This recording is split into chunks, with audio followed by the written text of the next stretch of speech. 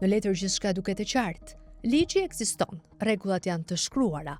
Të miturve nuk u lejohet shitja dhe përdorimi i vejpeve dhe pjeve energjetike. Por mjafton një shëtitje e shkurtër në lagje, një hyrje në çdo market pranë shkollave, për të kuptuar se realiteti nuk njeh as ligj, as kufi. Ajo që duhet ishte ndaluar është kthyer në rutinë. Është ajo që duhet ishte përjashtim dhe që është bërë normë. Kjo nuk është më thjesht çështje konsumimi.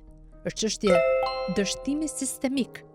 Një zinxhir i plot ku ligji ekziston por nuk zbatohet, ku tabelat ndalohet shitja ose mungojnë fare, ose janë vendosur sa për sy e faqe, ku kontrollet janë sporadike dhe përgjegjësia shpërndahet mes institucioneve që shpesh nuk flasin me njëra tjetrën.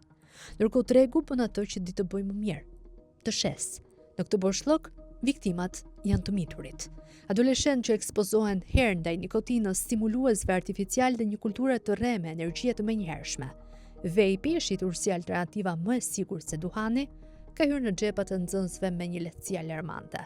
Po ashtu edhe pjetë energjetike, të cilat janë bërë pjesë e përditshme e rutinës së shumë të rinjve, shpesh të konsumuara pas një kufi, në orët e shkollës apo pas saj. Por çfarë ndodh realisht në trupin e një të mituri, kur këto produkte bëhen rutinë? Sipas mjekëve pediatrë dhe specialistëve të shëndetit publik, nikotina në vape krijon varësi shumë më shpejt tek adoleshentët sesa tek të rriturit.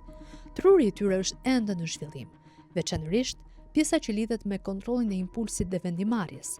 Kjo do të thotë se varësia nuk është vetëm fizike, por edhe neurologjike. Ndërsa pjetë energjetike me doza të larta, kafeinë dhe sheqerin ndikojnë drejt për drejt në sistemin kardiovaskular, gjumin dhe përqendrimin. Raje të shpejta zemre, ankth, pagjumbësi kronike dhe rënje e performancës në shkollë janë vetëm disa nga pasojat e dokumentuara.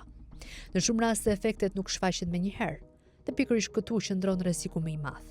Normalizimi.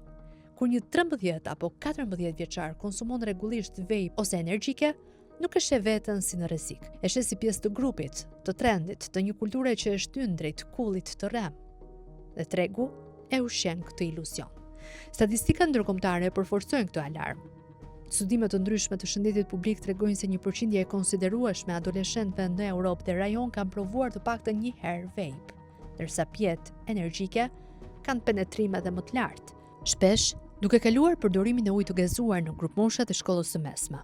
Edhe pse shifrat ndryshojnë nga vendi në vend, trendi është i njëjtë.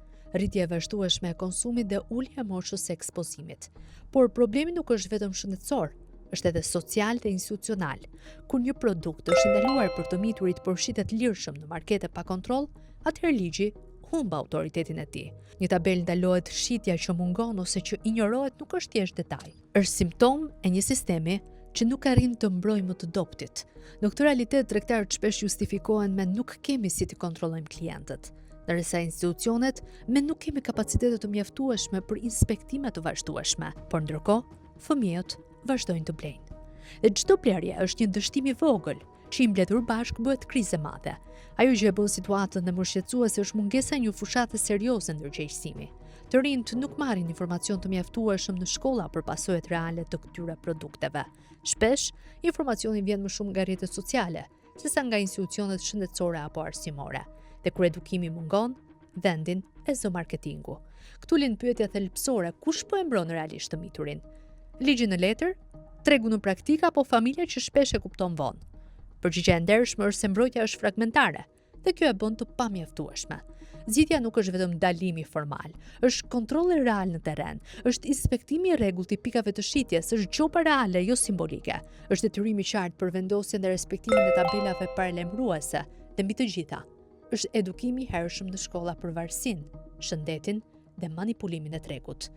Sepse nëse kjo trajtohet si çështje dytësore, pasojat do të jenë afatgjata.